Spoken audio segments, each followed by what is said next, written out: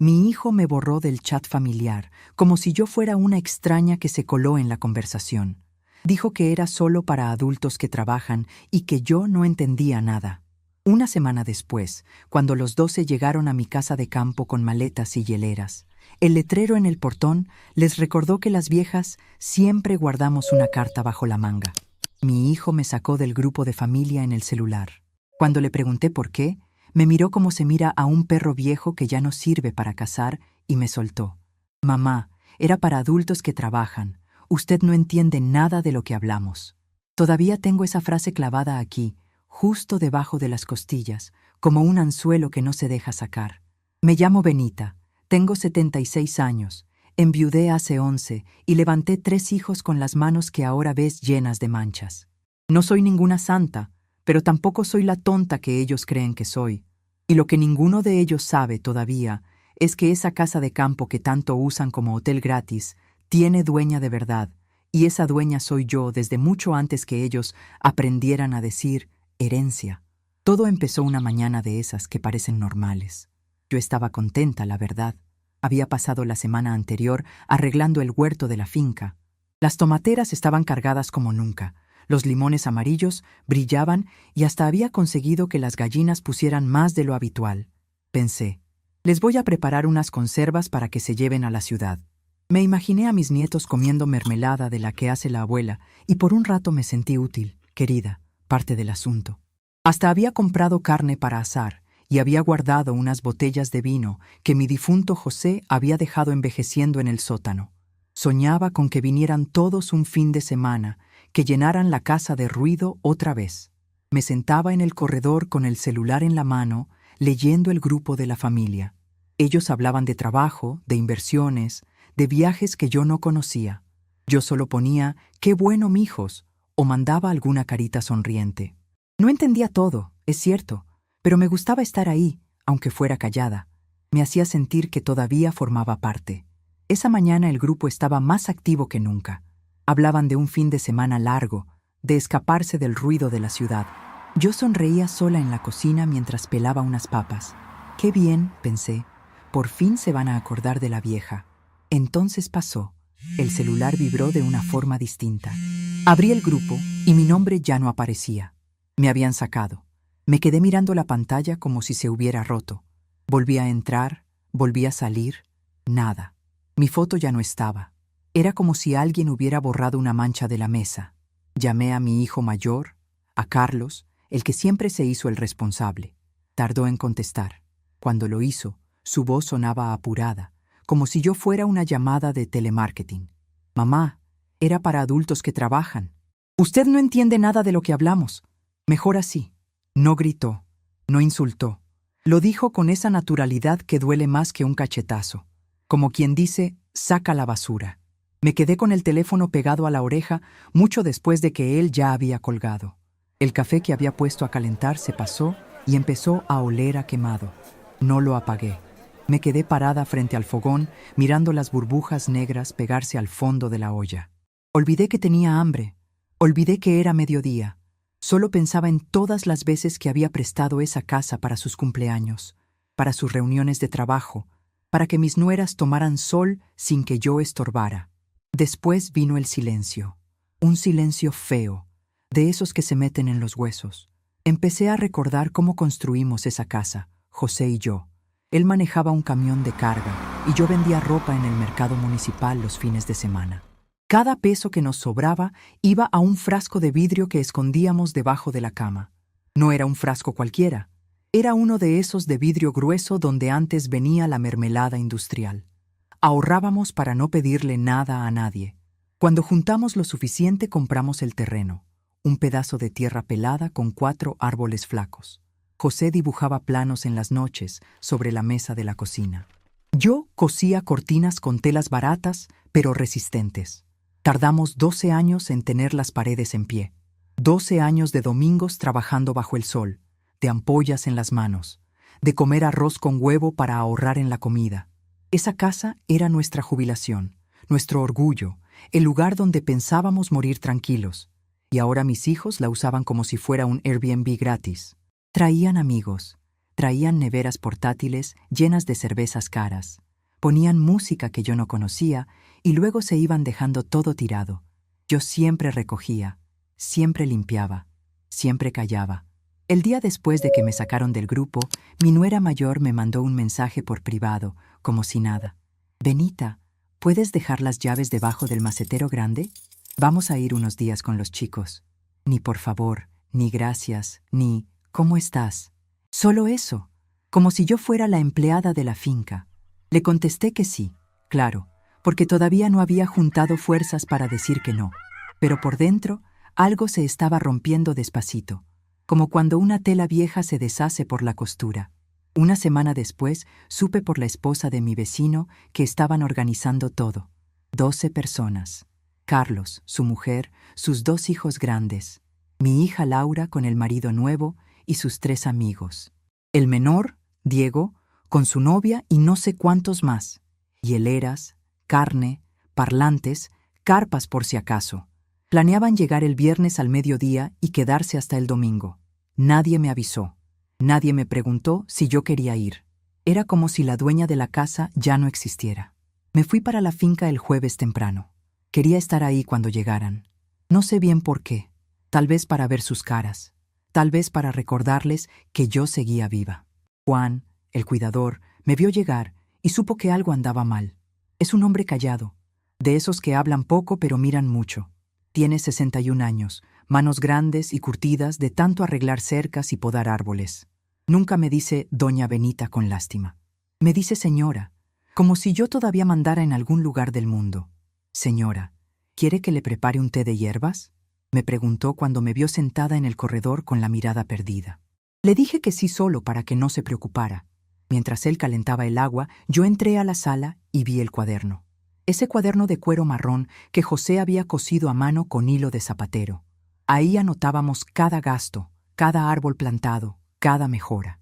Estaba lleno de nuestra letra. 1987. Pozo nuevo. Costó 30,400 pesos, pero vale cada centavo. 1994. Techo de la cocina, Benita eligió las tejas. Era nuestra memoria. Nuestro testamento sin abogados. Carlos llegó primero. Entró sin tocar, como si la casa fuera de él. Me vio sentada en mi silla de siempre y frunció el ceño. «Mamá, ¿qué hace aquí?», le expliqué con la voz más tranquila que pude, que me habían sacado del grupo, que nadie me había avisado que vendrían. Él suspiró como si yo fuera un problema de matemáticas que no se resuelve. Era para no molestarla con cosas de adultos, mamá. «Usted ya descansó bastante. Déjenos disfrutar el fin de semana en paz». Entonces hizo algo que todavía no puedo contar sin que me tiemble la voz. Vio el cuaderno sobre la mesa. Ese cuaderno que olía a José, a trabajo, a nosotros. Lo tomó, lo hojeó sin interés y lo tiró al cesto de basura que estaba al lado de la chimenea. Así, como quien tira un periódico viejo. Estas cosas viejas solo acumulan polvo. Mejor limpia un poco, mamá. Que la casa se vea decente para los muchachos. No grité. No lloré delante de él. Me quedé mirando el cuaderno tirado entre cáscaras de naranja y servilletas sucias. Juan, que estaba entrando con el té, vio todo. No dijo nada en el momento. Solo dejó la taza a mi lado. Me puso una mano en el hombro un segundo, de esa forma que dice, aquí estoy, sin necesidad de palabras. Y después salió otra vez al patio. Ese gesto, tan pequeño, me dolió más que el desprecio de mi hijo. Porque Juan, que gana poco y vive en una casita de adobe al fondo, me trataba con más dignidad que la carne de mi carne. Me fui al cuarto que era mío y de José. Me senté en la cama que todavía tiene la colcha que tejí en 1998. Miré por la ventana cómo mis hijos y sus parejas descargaban neveras, bolsas, parlantes. Reían. Hacían planes. Nadie me invitó a sentarme con ellos. Laura pasó por el pasillo y ni siquiera giró la cabeza para saludarme. Era como si yo fuera un mueble viejo que estorba. Me quedé ahí mucho rato. Las manos me temblaban. Sentía un hueco en el pecho que no se llenaba con nada. Recordé cuando Carlos era niño y se enfermaba de fiebre. Yo me pasaba las noches sentada a su lado, poniéndole paños fríos en la frente.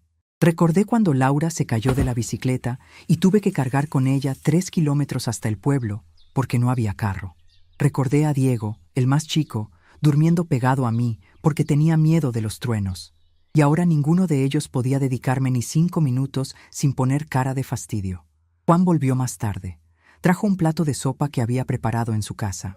No era gran cosa, solo caldo con fideos y un pedazo de pollo, pero lo puso frente a mí como si fuera un banquete. Señora, si quiere, yo puedo decirle a ellos que se vayan. Esta es su casa. Le dije que no, todavía no. Pero esa noche, mientras los escuchaba reír y poner música alta, algo empezó a moverse dentro de mí. No era rabia todavía. Era más bien como cuando una semilla encuentra una grieta en la piedra y decide crecer aunque sea a la fuerza. Me acordé de todos los documentos que guardaba en una caja de metal debajo del piso de madera del dormitorio. Documentos que mis hijos nunca pidieron ver. Documentos que decían, con letra clara y sellos del registro, que esta casa nunca pasó a nombre de ellos, que yo nunca firmé nada, que todo seguía siendo mío. No dije nada esa noche. Me quedé callada, pero por primera vez en mucho tiempo dormí sin llorar. Porque cuando una madre se cansa de ser la que siempre entiende, la que siempre perdona, la que siempre limpia, empieza a recordar que también sabe cómo cerrar puertas. Al día siguiente llegaron los demás, 12 en total. El portón de hierro que José soldó con sus propias manos estaba cerrado con cadena nueva. Ellos bajaron de los carros riendo, cargando hieleras rojas y azules, bolsas de supermercado con etiquetas caras. Carlos fue el primero en acercarse. Vio el letrero que yo misma había pintado la noche anterior con letra grande y clara, usando la misma pintura blanca que usábamos para marcar los árboles frutales. El letrero decía: «Esta propiedad es privada. Solo entra quien sea invitado por la dueña. Los que me sacaron del grupo ya saben dónde está la salida». Ninguno se movía. Laura fue la primera en hablar, con esa voz aguda que usa cuando algo no le sale como quiere. «Esto es ridículo. Es la casa de la familia». Yo estaba del otro lado del portón, sentada en mi silla de siempre, con Juan parado a mi lado como un guardia silencioso. No me levanté, no grité. Solo los miré uno por uno, despacio, como se mira a alguien que crees conocer y de pronto descubres que nunca lo hiciste. Y por primera vez en años sentí que la que entendía todo era yo. Ellos todavía no tenían ni idea de cuánto, pero ya lo iban a descubrir. Mi hijo se quedó parado frente al portón con la cara que ponía de niño cuando le quitaban un juguete. Los demás empezaron a bajar las hieleras y las maletas, como si todavía creyeran que todo era un malentendido que se arreglaba con una sonrisa. Yo los observaba desde la ventana de la sala, medio escondida detrás de la cortina que José había colgado en el 92. No me moví, no grité. Solo miraba cómo Laura revisaba su celular, cómo Diego intentaba asomarse entre los barrotes y cómo la novia de no sé quién ya empezaba a quejarse del polvo en los zapatos. Juan estaba a mi lado, con los brazos cruzados. No necesitaba explicarle nada. Él había visto el cuaderno en la basura el día anterior y lo había rescatado sin que yo se lo pidiera. Me lo entregó en silencio, como quien entrega un arma cargada. Ese cuaderno de cuero marrón, con las puntadas torcidas que José había hecho con hilo de zapatero, olía todavía a serrín y a café quemado. Lo abrí sobre la mesa de la cocina y pasé las páginas despacio. Cada línea era un recordatorio. Los pesos contados, los árboles plantados, el pozo que tardó 6 meses en dar agua. Mis hijos nunca habían preguntado por nada de eso. Para ellos esta finca era solo un lugar donde llegaban con hieleras y se iban dejando el desorden. Me senté y empecé a escribir en la última página, con la misma lapicera que uso para la lista del mercado. Anoté la fecha, la hora y lo que acababa de pasar. Viernes. Llegaron 12 sin avisar. Portón cerrado. Letrero puesto. No puse emoción. Solo hechos, como José me enseñó cuando empezamos a construir. Mientras escribía escuchaba las voces afuera. Carlos ya estaba levantando el tono, diciendo que esto era ridículo, que yo estaba exagerando por un grupo de WhatsApp. Laura le contestaba que seguramente era demencia senil, que a esta edad las viejas se ponen raras. Lo decían alto, como si yo no pudiera oír, como si las paredes no tuvieran oídos. No sentí rabia todavía, sentí algo más frío, más calculado, como cuando uno sabe que la tormenta viene, pero ya tapó todas las goteras. Esa casa no era de ellos, nunca lo había sido. José y yo nunca firmamos nada a su nombre. Todo seguía a mi nombre en el registro, hasta el último centímetro de tierra. Tenía los papeles guardados debajo del piso de madera del dormitorio principal, en una caja de metal que compramos en el mercado municipal por 12 pesos en el 86. Nadie sabía de esa caja, ni mis hijos, ni las nueras, ni siquiera Juan. Era mi carta bajo la manga, la que guardé por si algún día me trataban exactamente como me estaban tratando. Decidí que era el momento de sacarla. No iba a gritar, no iba a explicar. Iba a actuar como actuaba en el mercado cuando alguien intentaba regatearme de más, callada, precisa y sin dar chance a la vuelta. Mientras ellos seguían afuera discutiendo quién iba a trepar el portón, yo me levanté y fui al dormitorio. Cerré la puerta con pestillo. El sol entraba por la ventana y calentaba la colcha que tejí cuando Laura cumplió 15. Me arrodillé junto a la cama. Levanté la tabla suelta que siempre crujía cuando José se levantaba de madrugada. Ahí estaba la caja. El metal estaba frío, un poco oxidado en las esquinas. La saqué con las 2 manos, como quien saca un recién nacido. Ese fue mi ritual. Ese gesto de arrodillarme y levantar la madera era lo más cerca que había estado de decirle al pasado que ya no mandaba. Abrí la caja sobre la cama. Los papeles estaban amarillentos pero perfectos. La escritura original del terreno, la que firmamos en el registro con un notario que ya murió. El recibo de cada mejora pagada con nuestro sudor. La carpeta donde guardé las cartas que José me mandaba cuando estaba en la carretera. Todo ahí, intacto. Toqué cada hoja como si tocara la cara de mi marido. Después hice lo que tenía que hacer para romper con lo que fui. Tomé las copias de llaves que les había dado a cada uno a lo largo de los años. 12 juegos completos, una por cada visita sorpresa, y las metí en una bolsa de tela. Las iba a guardar bajo llave. Ya no habría más llegadas sin avisar. Ya no habría más deja las llaves debajo del macetero.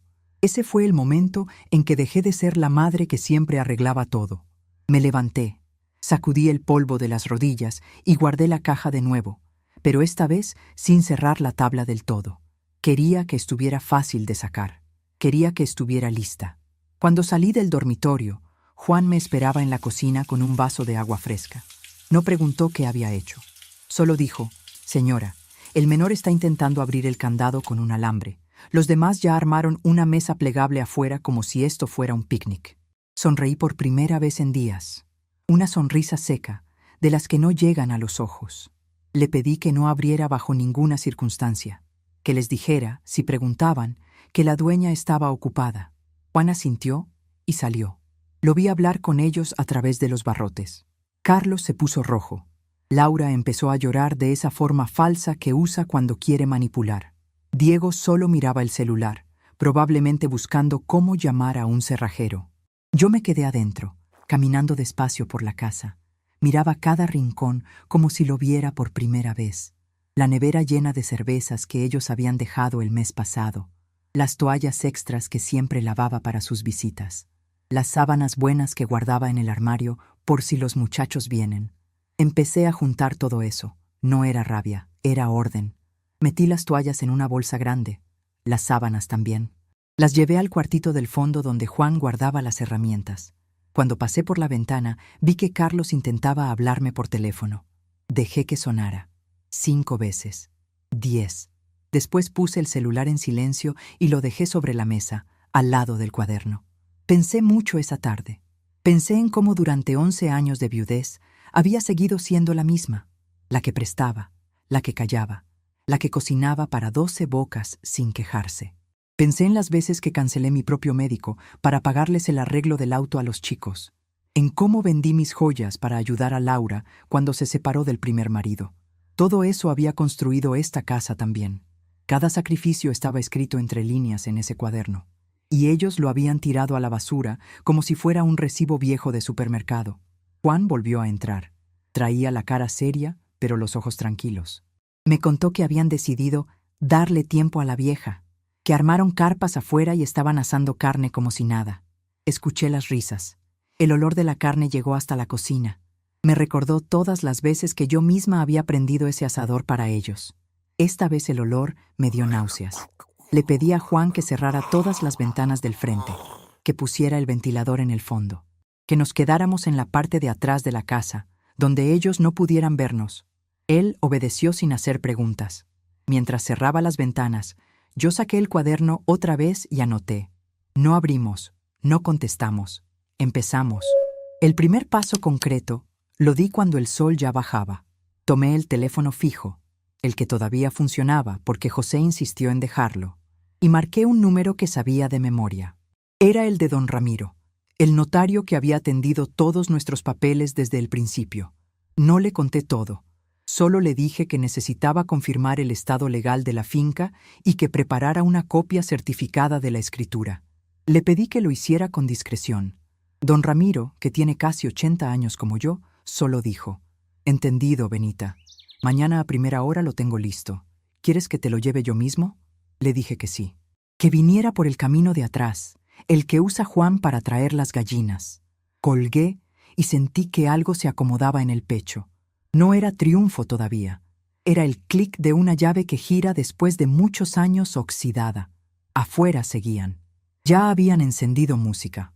Alguien reía fuerte, probablemente Diego contando alguna anécdota donde yo salía como la abuela loca que se enoja por tonterías.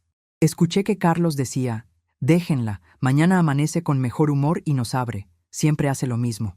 Laura contestó que ojalá, porque ya había pagado el catering para el sábado y no pensaba devolverlo. Hablaban de mí como si fuera un perro que ladra pero no muerde, como si la casa fuera de ellos y yo solo una inquilina molesta. Me senté en el corredor de atrás, donde el sol pega de tarde y se ve el huerto. Juan me trajo un plato de sopa que había preparado en su casita, la misma sopa de fideos y pollo del día anterior, pero esta vez con un pedazo más grande de carne. Se sentó a 2 metros de mí, en el banquito de madera. No hablaba mucho, pero su presencia era como un muro. Mientras comía pensé en cómo ese hombre, que gana apenas lo suficiente para vivir en su casita de adobe, me había tratado con más respeto en 2 días que mis 3 hijos en 10 años. Me preguntó si quería que durmiera cerca de la casa esa noche, por si acaso. Le dije que sí, que trajera su catre y lo pusiera en la galería. No por miedo, por estrategia. Quería que vieran que no estaba sola. Cuando cayó la noche, las luces de sus carpas se veían como luciérnagas del otro lado del portón. Yo había apagado casi todas las luces de la casa. Solo quedaba una lámpara en la cocina, la que ilumina el cuaderno. Lo abrí de nuevo. Empecé a escribir todo lo que iba a hacer. No era un plan de venganza, era un plan de orden. Primero, la notificación formal. Después, la revisión de cuentas de los últimos 3 años. ¿Cuánto habían gastado en mantenimiento que nunca fue? ¿Cuánto se habían llevado sin preguntar? Y al final, la decisión que nadie esperaba. Porque esta casa no era solo mía. Era mía y tenía un valor que ellos no imaginaban. Pero eso todavía no lo sabían. Escribí hasta que me dolió la mano. Juan roncaba suave en la galería. Afuera alguien había bajado la música. Probablemente estaban cansados de esperar que la vieja saliera a pedir disculpas. Yo cerré el cuaderno, pasé la mano por el cuero marrón como quien acaricia un caballo viejo pero fiel y lo dejé sobre la mesa. Mañana don Ramiro vendría por el camino de atrás. Mañana empezaría de verdad. Ellos pensaban que esto era un berrinche de vieja sacada del grupo de chat. No tenían idea de que el grupo que realmente importaba era el que yo había estado armando sola durante décadas. En silencio, con papeles y sellos y paciencia de hormiga. Me acosté en la cama grande. La colcha todavía olía a lavanda del último lavado que hice para ellos. La doblé con cuidado y la guardé en el armario. Puse en su lugar la colcha vieja, la que José y yo usábamos cuando no había visitas. Era áspera, tenía remiendos, pero era nuestra. Me tapé con ella y por primera vez en mucho tiempo no sentí frío. Afuera se escuchaba un búho. Adentro, el cuaderno esperaba sobre la mesa como un perro guardián. Y yo, Benita, 76 años, viuda, madre de ingratos, por fin estaba empezando a recordar quién había construido todo esto con sus propias manos. Ellos durmieron en carpas esa noche. Yo dormí en mi cama. Y cuando amaneció, el portón seguía cerrado. El letrero seguía ahí.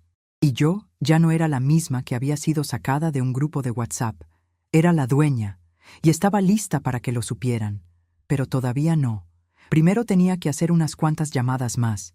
Primero tenía que terminar de escribir en ese cuaderno todo lo que ellos habían olvidado.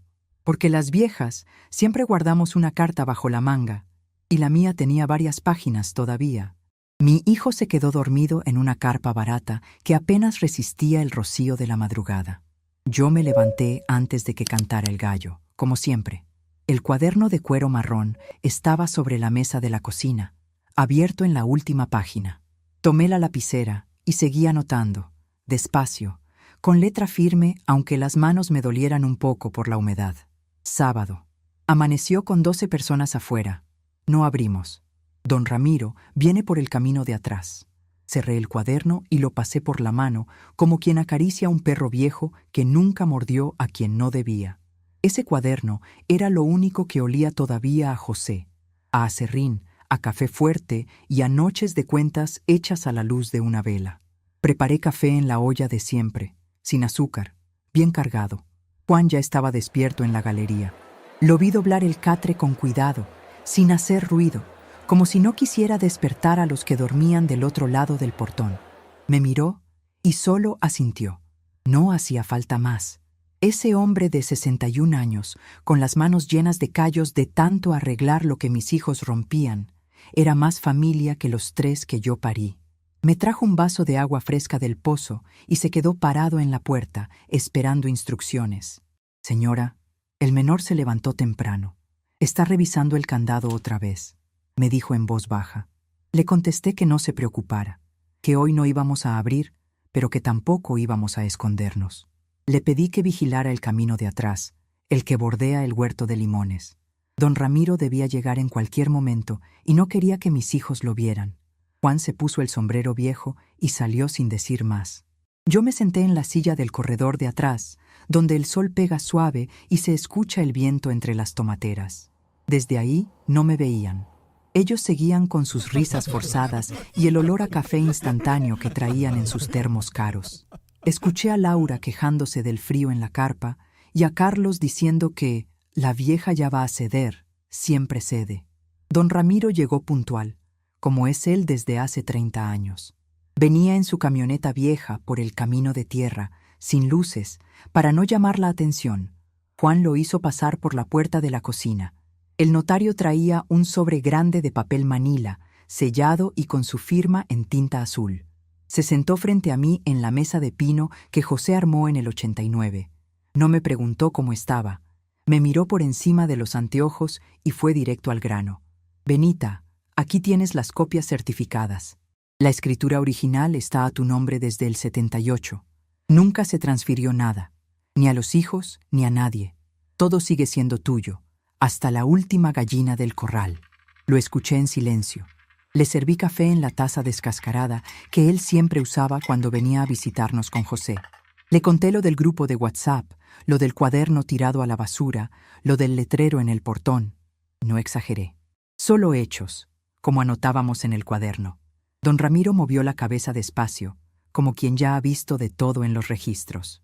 Esto es lo que vamos a hacer, dijo bajando la voz. Primero, te doy esta notificación formal.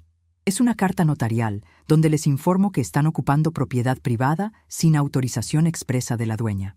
Tienen 24 horas para retirarse o se considera invasión. Segundo, preparé un cálculo basado en los gastos que registraste en ese cuaderno tuyo, los mantenimientos que nunca pagaron, la luz, el agua, la comida que dejaban tirada. Son números concretos, Benita. No es rabia, es contabilidad. Tomé la carta. El papel era grueso. Olía a tinta fresca. La leí 2 veces. Ahí estaba todo. La fecha en que compramos el terreno, los 12 años de trabajo, los recibos de cada mejora. Y al final, una cifra que no era exagerada, pero que dolía. El equivalente a lo que ellos habían gastado en cervezas y asados durante los últimos 3 años sin aportar ni un peso. Don Ramiro me miró fijo. Ahora viene la parte que ellos no esperan. Tengo un certificado médico reciente tuyo. El doctor Morales, el mismo que te vio el mes pasado, firmó un informe de capacidad mental plena. Lo pedí yo hace 2 semanas, cuando me llamaste preocupada por cómo te trataban. Está fechado antes de que te sacaran del grupo. Nadie podrá decir que estás senil o que no sabes lo que haces. Esa es tu blindaje, Benita. Lo tengo aquí. Copias selladas para cada uno de ellos. Guardé el certificado en el sobre junto con la notificación. Sentí el peso del papel en las manos y algo se acomodó en el pecho. No era alegría, era orden. El mismo orden con que José y yo construimos esta casa, piedra sobre piedra, sin apuro, pero sin pausa. Juan se quedó parado en la puerta, escuchando todo sin interrumpir.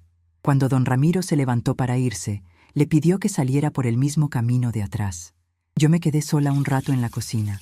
Abrí el cuaderno otra vez y anoté la hora exacta en que don Ramiro se fue. 10:47. Documentos listos. Blindados. Carlos se acercó al portón y empezó a golpear la cadena con la palma de la mano. «Mamá, esto es una locura. Abre de una vez». No contesté. Me quedé en la sala, con las cortinas apenas corridas, observándolos. Diego intentaba conectar su teléfono a una batería portátil que ya estaba casi descargada. La novia de alguien se quejaba del calor y del olor a tierra. Ellos habían planeado un fin de semana de lujo con mi casa de campo como hotel gratis. Ahora tenían carpas, polvo y un portón cerrado. Juan me trajo un plato de arroz con huevo que preparó en su casita. Comimos en silencio en la mesa de la cocina. Él no hablaba mucho, pero cada vez que me servía agua o movía la silla para que estuviera más cómoda, me recordaba que el respeto no tiene que ver con la sangre. Por la tarde intensifiqué las cosas. Le pedí a Juan que colocara un segundo letrero más pequeño, pero bien visible, al lado del primero. Este decía: propiedad privada. Ocupación sin permiso genera cobro por uso indebido. Ver notificación adjunta. Lo pegamos con clavos en el poste de madera que José clavó hace 30 años. Después llamé al policía del pueblo, el hijo de doña Elvira, que me conoce desde chica. No le pedí que viniera todavía. Solo le expliqué la situación y le mandé por WhatsApp una foto de la notificación. Me dijo que si yo lo solicitaba formalmente, vendría a levantar el acta de invasión. Guardé esa conversación. Todo iba quedando registrado. A eso de las 3 de la tarde, cuando el sol pegaba más fuerte y las carpas se convertían en hornos, decidí que era el momento. Le dije a Juan que se pusiera una camisa limpia. Don Ramiro ya había vuelto por el camino de atrás con 2 copias más. Salimos los 3 juntos hacia el portón. Yo caminé despacio, con el sobre en la mano y el cuaderno bajo el brazo. No me temblaba nada. Los 12 estaban reunidos del otro lado, sudados, con caras de fastidio y hambre. Habían intentado asar carne con carbón que encontraron en el galpón, pero el humo les estaba molestando. Cuando me vieron acercarme, se callaron de golpe. Carlos fue el primero en hablar, con esa voz de «soy el mayor y sé lo que hago». «Mamá, ya basta de teatro. Abre el portón y hablamos como familia». Yo no abrí del todo. Solo saqué la cadena lo suficiente para pasar el sobre por debajo. Don Ramiro estaba a mi derecha, con su cara de notario que ha visto de todo. Juan a mi izquierda, callado pero firme. Los 12 se acercaron. Laura tomó el sobre como si quemara. Lo abrió y empezó a leer en voz alta al principio, pero la voz se le fue apagando cuando llegó a la parte de los números. «Esto es ridículo», dijo, pero le temblaba la mano. Entonces llegó el momento que todavía veo claro cuando cierro los ojos. Carlos intentó agarrar la cadena para abrirla de una vez. En ese preciso instante, el policía del pueblo apareció por el camino principal en su moto. No lo había llamado yo en ese momento, pero don Ramiro sí, discretamente, mientras veníamos caminando. El uniformado se bajó, saludó con respeto y se paró al lado mío. Todos los 12 lo vieron. Carlos soltó la cadena como si le quemara. Laura se puso pálida. Diego dejó caer el teléfono al suelo. Yo hablé por primera vez en voz alta, clara, sin gritar.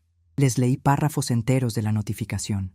Les recordé que la casa nunca fue de ellos, que cada peso que gastaron en cervezas y parlantes durante 11 años de viudez mía estaba anotado en el cuaderno, que el pozo, el techo, las paredes, todo lo pagamos José y yo con camiones y ventas en el mercado, y que desde ese momento, si querían entrar, necesitaban invitación escrita firmada por mí. El policía tomó nota de todo. Juan sostenía el portón para que no se abriera más de lo necesario. El sol pegaba en el letrero blanco que yo misma pinté. El olor a carne quemada se mezclaba con el sudor de ellos. Cuando terminé de leer, don Ramiro agregó con su voz tranquila de notario. Carlos abrió y cerró la boca varias veces. Laura tenía lágrimas de verdad esta vez, no de las que usa para manipular. Diego solo miraba el suelo. Los amigos y novias que trajeron se empezaron a alejar un poco, como si no quisieran estar en medio del incendio. Me cuentan en los comentarios. ¿Ustedes habrían hecho lo mismo que yo o habrían actuado diferente? Porque yo estaba ahí, con 76 años, mirando a los hijos que crié con mis manos manchadas, y por primera vez no sentí culpa. Sentí que por fin hablaba el cuaderno, hablaba José, hablaba la mujer que ahorró en frascos de mermelada durante 12 años. Ellos intentaron la contraofensiva de inmediato. Carlos se puso rojo y empezó a levantar la voz. Dijo que esto era abuso, que yo estaba siendo manipulada por Juan y por el notario, que iba a llamar a un abogado ahora mismo para declararme incapaz. Tú no estás bien, mamá. Esto es demencia. Mañana mismo traigo un juez. Laura se sumó, llorando más fuerte, diciendo que yo siempre había sido manipulable, que después de la muerte de papá me había vuelto rara. Diego, el más chico, se quedó callado pero mandaba mensajes en el teléfono, probablemente buscando algún familiar que lo apoyara. Yo los escuché sin moverme. Don Ramiro sacó del sobre el certificado médico y se lo pasó por debajo del portón. El policía lo miró también y anotó la fecha. Estaba fechado 2 semanas antes de que me sacaran del grupo. No había forma de decir que era nuevo o falso. Carlos leyó el papel y se le cambió la cara. Intentó una última vez, más desesperado. Esto no se va a quedar así. Somos tu familia. No puedes tratarnos como delincuentes. Le contesté tranquila, con la misma voz que usaba cuando ellos eran chicos, y yo les explicaba por qué no había dinero para juguetes nuevos. Familia es lo que se construye todos los días, Carlos, no lo que se usa cuando hace falta un lugar gratis para asar carne. Tienen hasta mañana al mediodía. Después llamo a la patrulla completa. Juan cerró el portón con la cadena otra vez.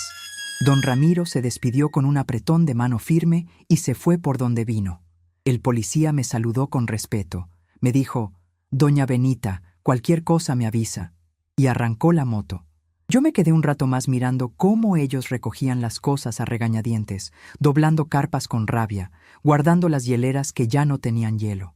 El olor a carne quemada se quedó flotando en el aire como un recordatorio.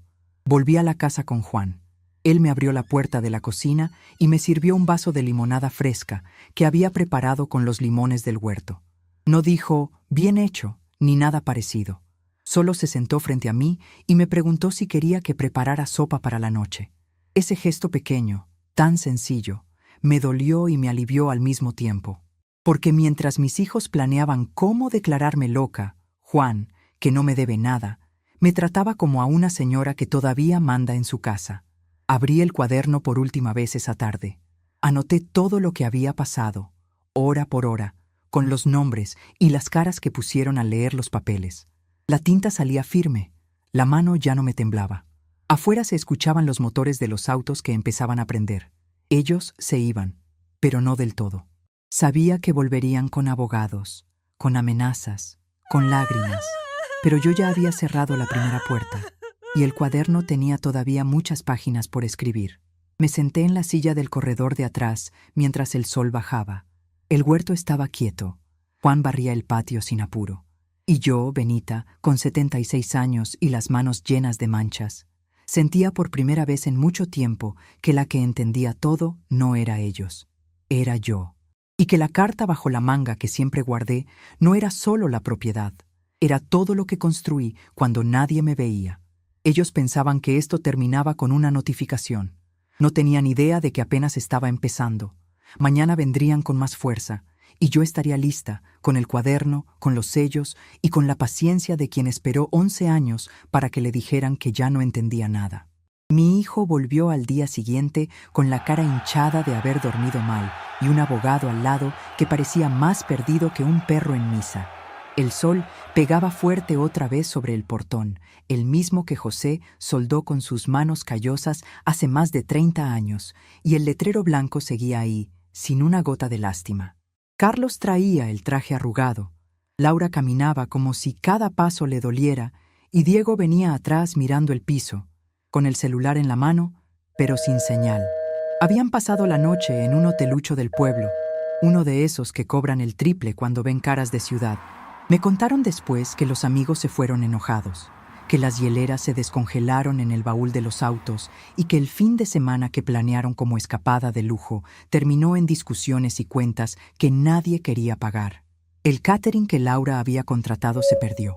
Los niños se quejaban del polvo y hasta la novia de Diego había amenazado con no volver a salir con él si esto era lo que significaba familia. Todo eso porque una vieja que no entiende nada había cerrado su propia puerta. Yo los observaba desde la ventana de la cocina, con el cuaderno de cuero marrón abierto sobre la mesa. Juan estaba a mi lado, silencioso como siempre, pero esta vez tenía una escoba en la mano como si fuera un arma. Había preparado café para 2, no para 12. El olor llenaba la casa y se mezclaba con el de las tomateras que seguían creciendo afuera, indiferentes al drama. Don Ramiro ya me había mandado un mensaje temprano. Todo registrado, todo blindado. El certificado médico estaba copiado y guardado en 3 lugares distintos. Ellos podían gritar lo que quisieran sobre demencia, pero el papel tenía fecha de antes, firma de médico de verdad y sello que no se borraba con lágrimas. Carlos fue el primero en hablar cuando me acerqué al portón, esta vez sin cadena corrida del todo, pero sin abrirlo tampoco. El abogado, un tipo flaco con gafas que no paraba de sudar, carraspeó y sacó unos papeles. Doña Benita, esto es un malentendido familiar. Mis clientes solo quieren dialogar. La notificación de ayer fue excesiva. Yo lo miré sin apuro. Tenía la misma cara que los vendedores del mercado municipal cuando intentaban venderme tela de mala calidad. Juan se paró un paso atrás, con los brazos cruzados, y por primera vez en días sentí que no estaba sola, aunque mi propia sangre estuviera del otro lado. Les pasé 2 vasos de agua a través de los barrotes. No por bondad, por estrategia. Quería que vieran que yo seguía siendo la que decidía qué entraba y qué salía de mi tierra. Laura tomó el vaso, pero no bebió. Empezó con el llanto que yo ya conocía de memoria, ese que usaba desde chica cuando quería el juguete de la hermana. Mamá, por favor, somos tus hijos, nos criaste con tanto sacrificio. Papá no hubiera querido esto. Nos estás tratando como delincuentes por un estúpido grupo de WhatsApp. Yo solo quería que descansaras, que no te preocuparas con nuestras tonterías de adultos. Carlos asintió como si fuera el coro de una mala obra de teatro. Exacto. Estás siendo manipulada, mamá. Ese Juan y el notario te están llenando la cabeza. Nosotros podemos traerte un médico de verdad, uno que entienda de estas cosas de la edad. No es para quitarte nada, es para protegerte. Diego no decía nada. Solo miraba el cuaderno que yo tenía bajo el brazo. Yo sonreí. Una de esas sonrisas secas que José decía que me salían cuando alguien intentaba pasarme de lista en el mercado. Les contesté sin levantar la voz, como quien explica por qué el arroz se pegó. ¿Manipulada por quién, Carlos? Por el cuaderno que tiraste a la basura como si fuera trapo viejo. Por los papeles que José y yo firmamos cuando ustedes todavía usaban pañales. Ahí está el problema. Ustedes creyeron que yo era el adorno de la finca, la que cocinaba, la que limpiaba, la que callaba, y ahora que la adorno cerró la puerta, de repente soy la loca. El abogado intentó intervenir, hablando de incapacidad sobreviniente y de tutela legal. Dijo que podía presentar un recurso ese mismo día, que un juez vería que una mujer de 76 años no podía manejar sola una propiedad tan grande. Ahí fue cuando saqué el sobre que don Ramiro me había dejado. Lo abrí despacio, como quien abre un regalo que ya sabe lo que contiene. Les pasé la copia del certificado médico. El abogado la leyó y se le fue el color de la cara. Fechado 15 días antes de que me sacaran del grupo. Firmado por el mismo doctor que me ve desde hace 20 años. Capacidad mental plena. Capacidad para administrar bienes. Capacidad para decidir quién entra a mi casa. Carlos leyó y soltó una maldición baja. Laura dejó de llorar de golpe. Ese fue el primer momento en que vieron que el terreno había cambiado. Creyeron que con un abogado y un poco de teatro emocional se arreglaba todo. No se arreglaba. Juan, que hasta entonces no había abierto la boca, solo dijo con su voz ronca de tanto fumar tabaco negro. Carlos ofreció pagar lo que fuera justo por el uso de la finca. Laura dijo que podían poner la casa a nombre de los tres para que no te preocupes más, mamá. Diego seguía callado, pero vi que sus manos temblaban. Yo los escuchaba y anotaba mentalmente cada palabra, como anotaba todo en el cuaderno desde el 87.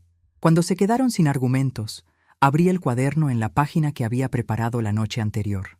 La letra era mía, clara, con los números alineados como José me enseñó.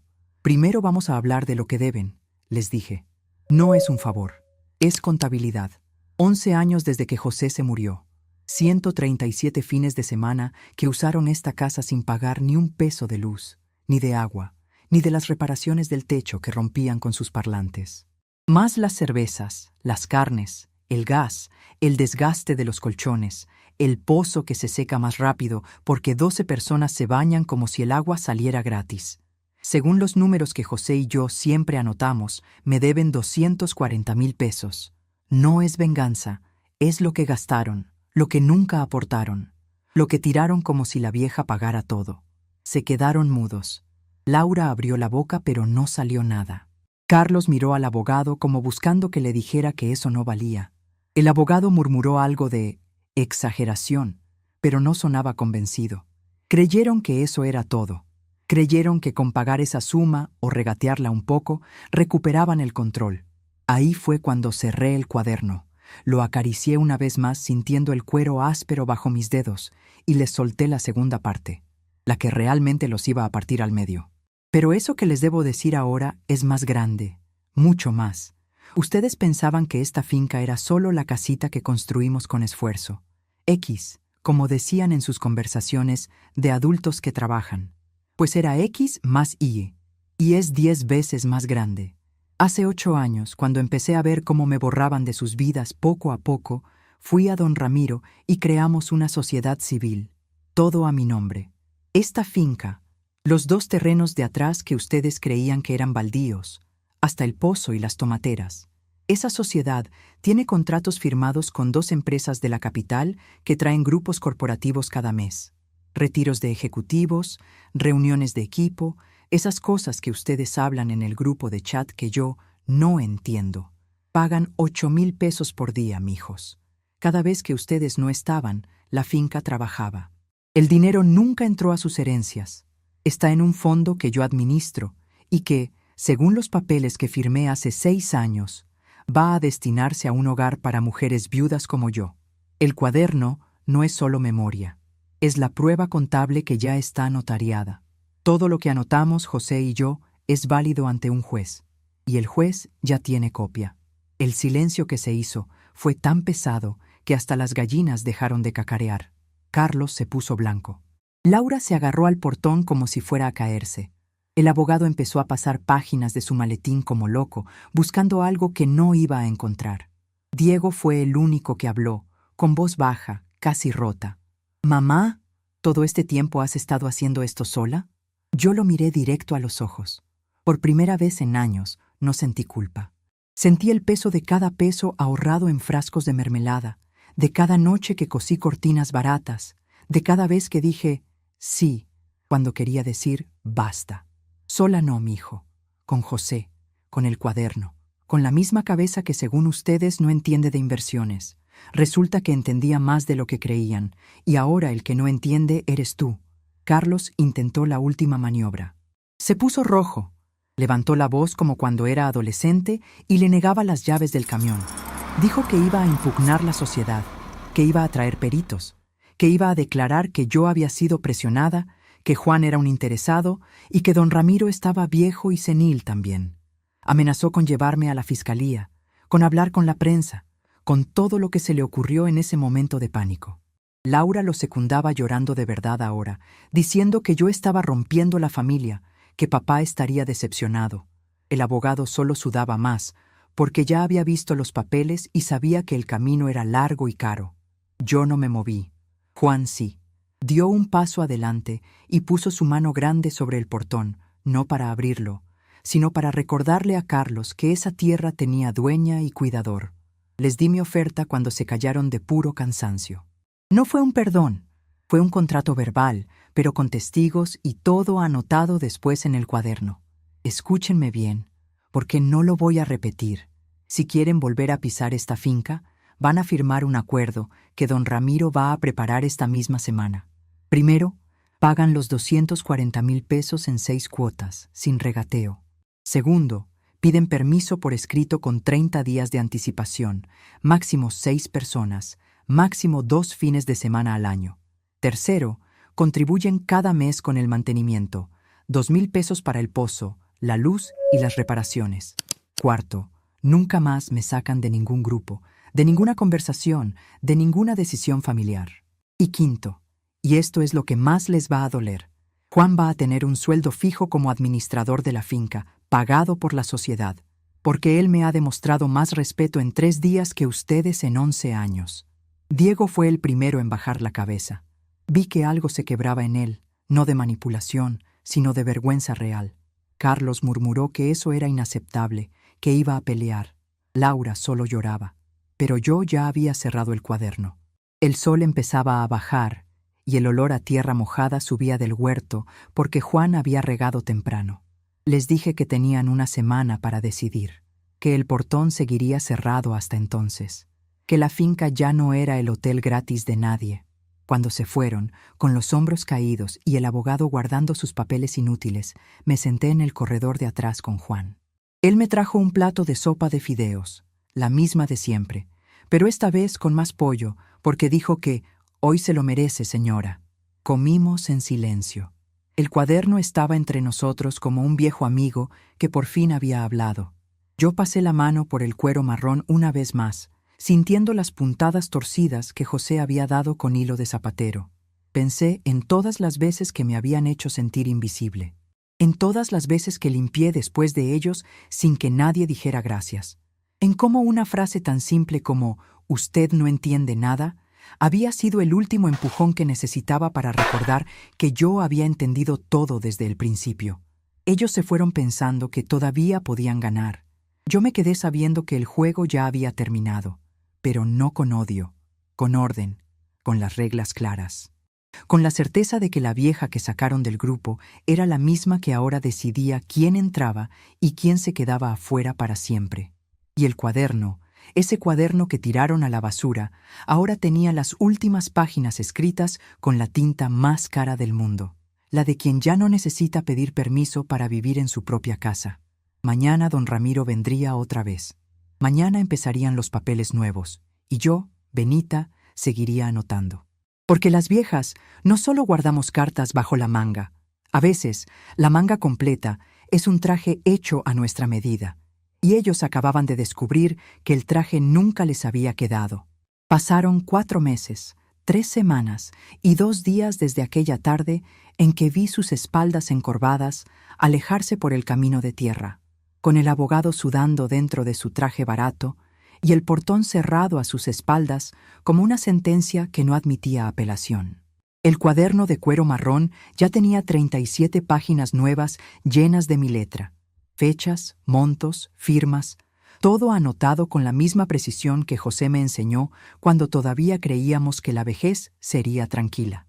Don Ramiro vino aquella mañana siguiente, como prometió, y entre los dos armamos el acuerdo formal. 6 cuotas de 40,000 pesos cada una. Permiso por escrito. Máximo 6 personas. 2,000 pesos mensuales para mantenimiento.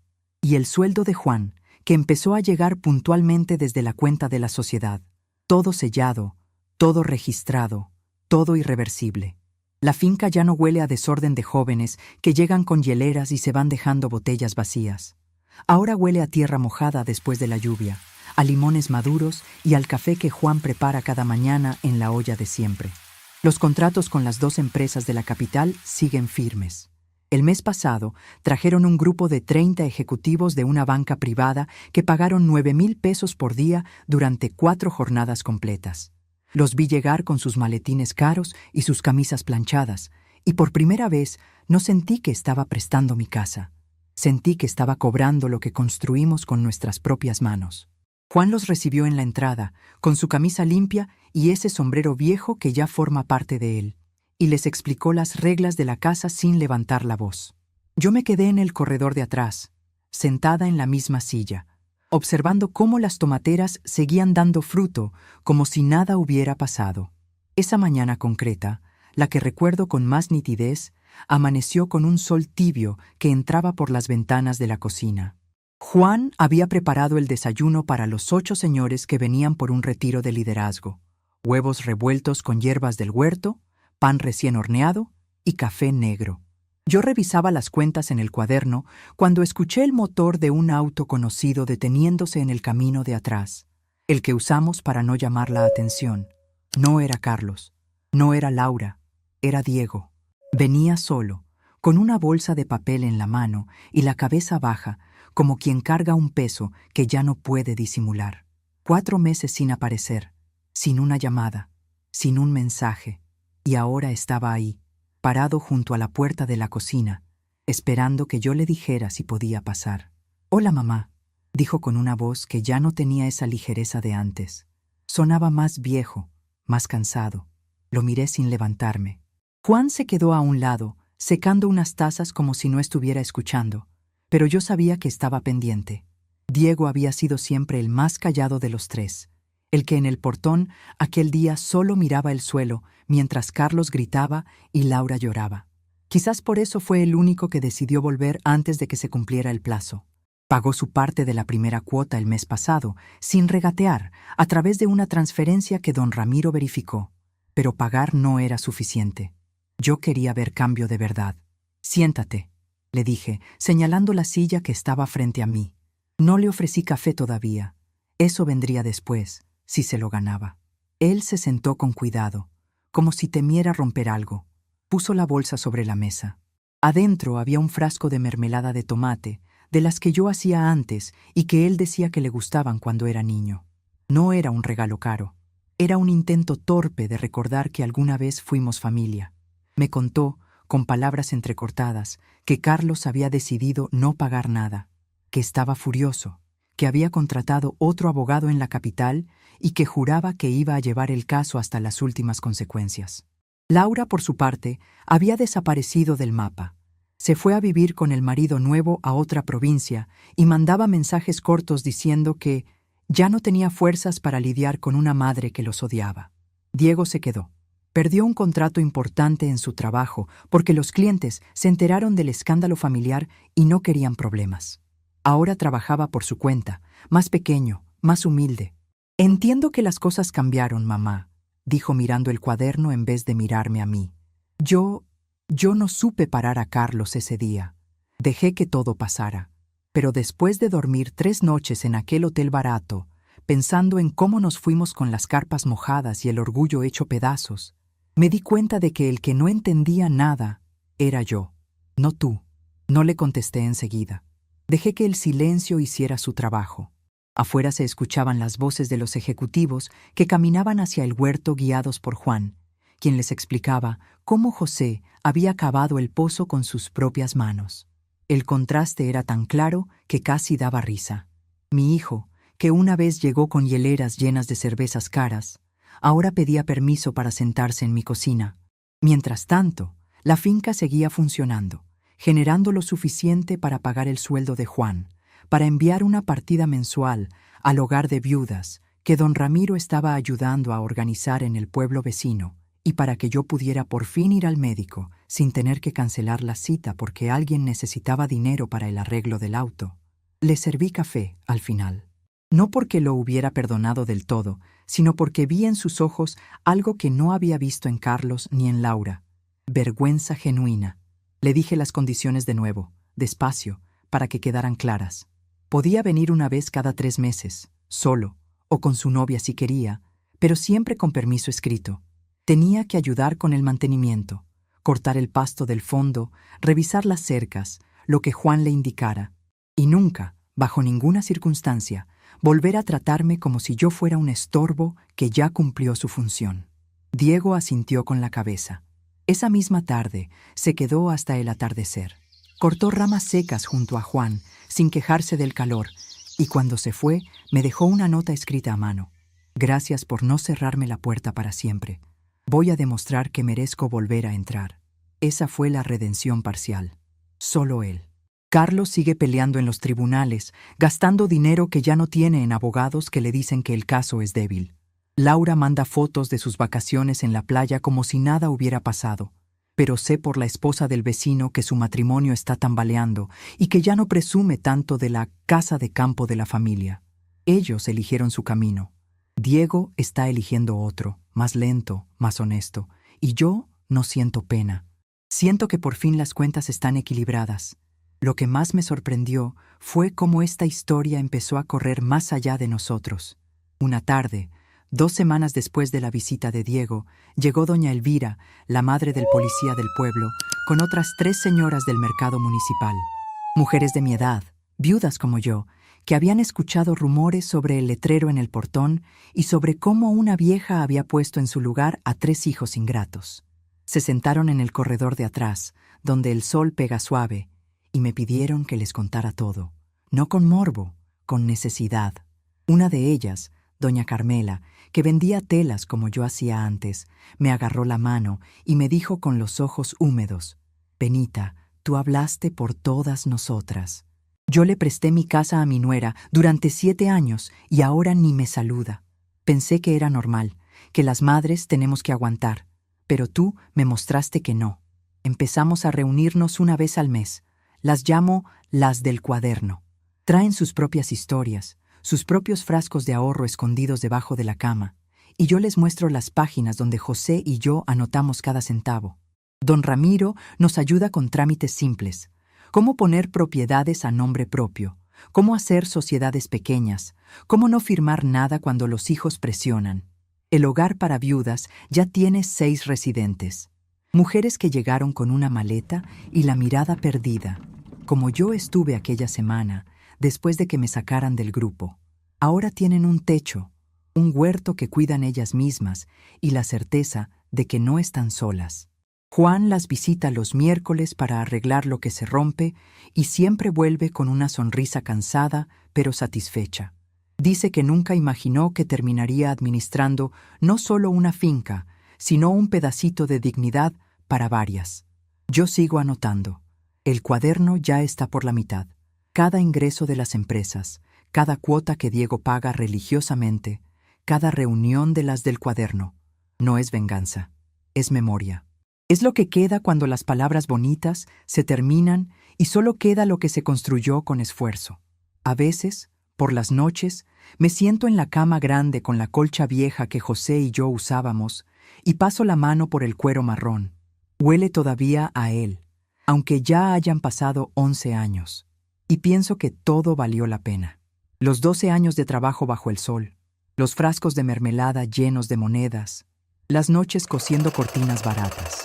Porque al final, la que entendía de verdad siempre fui yo. Si conoces a una mujer que está siendo borrada poco a poco, sacada de un grupo, olvidada en las decisiones, tratada como si ya no sirviera, mándale esta historia, que la escuche completa, que sepa que no está sola y que las viejas siempre guardamos más de lo que ellos imaginan. No lo hagas por mí. Hazlo porque mañana podría ser ella, o tu madre, o tu tía. Que llegue lejos, que se comparta en esos mismos grupos de familia donde nos silencian. Porque cuando una cierra su propio portón con dignidad, abre la puerta para que muchas otras se animen a hacer lo mismo. Y al final de todo, después de 4 meses, 3 semanas y 2 días, lo que quedó fue esto: el letrero todavía colgado en el portón, un poco descolorido por el sol y la lluvia, pero con las letras claras que yo misma pinté aquella noche.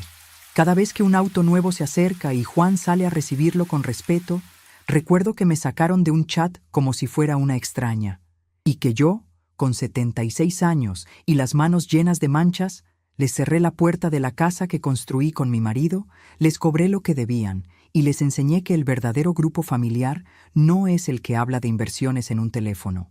Es el que se escribe con paciencia, con cuaderno y con las manos que nunca dejaron de trabajar. El portón sigue cerrado para quien no respeta, y abierto, apenas una rendija, para quien aprendió a leer lo que las viejas escribimos cuando nadie nos estaba mirando.